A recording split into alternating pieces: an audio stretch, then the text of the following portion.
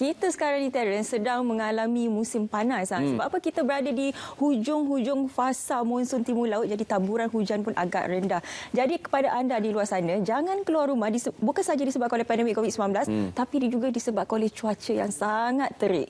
Ya, dan di Pulau Pinang sudah pasti mereka yang berasal dari pulau pun faham bahawa keadaan cuaca di sana pun akan panas pada masa-masa begini. Jadi kita akan bersama dengan Izni Zainal yang telah bersiap sedia dari Ibu Pejabat JBPM Pulau Pinang untuk laporan yang berkaitan dengan bagaimana kebersiagaan wakil JBPM berkaitan dengan isu kemarau di Pulau Pinang. Silakan. Baik, terima kasih rakan setugas di Cerita Pagi. Sekarang ini saya berlangsung di Pulau Pinang untuk kita tahu isu-isu terkini, terutama berkaitan dengan kebakaran. Sekarang ini Pulau Pinang cuaca sangat panas dan akan memberikan kesan terutama kepada kebakaran dan mungkin akan memberikan kesan kepada kesihatan penduduk di Pulau Pinang. Jadi sekarang ini saya berada di Ibu Pejabat Jabatan Bomba dan Penyelamat Malaysia Negeri Pulau Pinang, dan bersama saya hari ini adalah Encik Saadun Mokhtar untuk kita mengetahui terkini perkara-perkara yang sedang berlaku dekat Pulau Pinang. Adakah dengan cuaca yang berlaku ini menyebabkan berlakunya kebakaran dan sebagainya? Baiklah, sekarang ini saya menjemput Encik Saadun Mokhtar untuk kita tanyakan sedikit berkaitan dengan perkara-perkara terkini yang berkaitan dengan mungkin kebakaran di Pulau Pinang. So, jadi Tuan, kita tahu sekarang musim panas mungkin akan memberikan kesan kepada ekosistem, kesihatan dan sebagainya. Setakat ini ada tak sebarang laporan kebakaran yang berlaku di Pulau Pinang?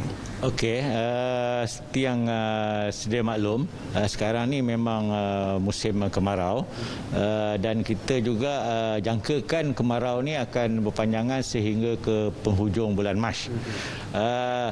Setakat ni untuk makluman memang kita kerap menerima panggilan kebakaran yang melibatkan pembakaran terbuka, kebakaran lalang, kebakaran kebun, tempat pelusaran sampah dan sebagainya. So setakat 24 Februari ni kita telah menerima sejumlah 473 panggilan. Jadi dengan lain perkataan, satu hari paling kurang pun 15 panggilan kebakaran yang melibatkan kebakaran terbuka ni. Jadi sebenarnya jumlah ini adalah hampir menyamai keseluruhan kebakaran di negeri Pulau Pinang, iaitu pada tahun lepas kita menerima panggilan kebakaran sebanyak 583.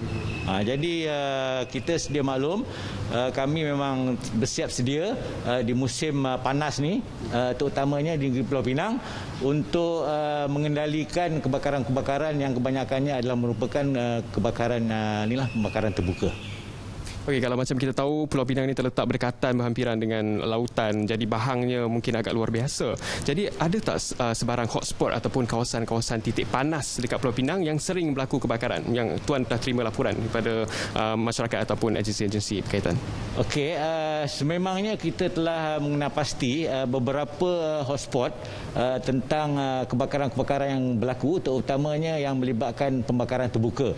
So saya bagi contoh dekat sini, contohnya kawasan bukit di Bukit Ceruk Tok Kun, kemudian kawasan bukit di Bukit Bendera, begitu juga dengan kawasan bukit di Bukit Teluk Bahang, dan sekarang ni memang kita kerap menerima panggilan kebakaran yang melibatkan tempat pelupasan sampah.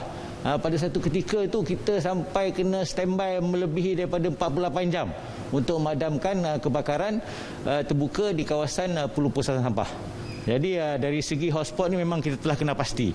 Balai-balai kita dah tahu, mereka pun telah bersiap sedia untuk menghadiri panggilan-panggilan kebakaran tersebut.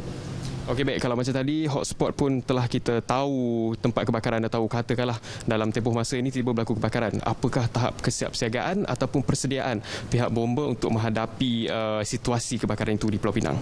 Okey, mungkin kebanyakan orang awam tidak mengetahuilah situasi sebenarnya kedudukan balai bomba. Jadi sebenarnya kita ada beberapa keluaran yang telah ditetapkan. Sebagai contoh, untuk kebakaran beruka, kebakaran terbuka dan juga di tempat-tempat pelupasan sampah, kita ada satu skuad yang khas yang kita hantar untuk memadamkan kebakaran ni. Jadi dengan lain perkataan, untuk kebakaran yang sebenar yang melibatkan struktur, memang kita ada standby di balai yang memang khusus untuk menghadiri kebakaran-kebakaran selain daripada kebakaran terbuka. Satu saya nak maklumkan di sini, kita di negeri Pulau Pinang ni amat beruntung. kerana kita dibantu oleh pasukan bomber sukarela. Di Pulau Pinang ni saya ada 38 pasukan bomber sukarela yang mana untuk kebakaran-kebakaran yang tidak melibatkan sodoktor ni, mereka ni datang membantu kita bagi memadamkan kebakaran tersebut. Okey, baik. Untuk mengelakkan situasi kebakaran dekat Pulau Pinang, ada tak apa-apa pesanan yang tuan boleh berikan kepada masyarakat ataupun pengusaha-pengusaha kilang dan sebagainya supaya tidak melakukan perkara yang boleh mendorong terjadinya kebakaran? Okey, saya ingin mengambil kesempatan di sini untuk menasihatkan masyarakat supaya semasa musim kemarau ni janganlah membuat pembakaran terbuka. Kita faham mungkin mereka ni untuk mengambil kesempatan untuk membuat membuat perkebunan di tempat masing-masing dan mereka mengambil kesempatan cuaca panas ni untuk membakar. Kita khawatir di sini sekiranya pembakaran terbuka ni tidak dikawal, ianya akan melibatkan kawasan yang lebih luas dan mungkin pada satu ketika kebakaran ni mungkin sekiranya berdekatan dengan rumah-rumah kediaman, mungkin rumah-rumah kediaman juga akan terancam disebabkan oleh kebakaran ni.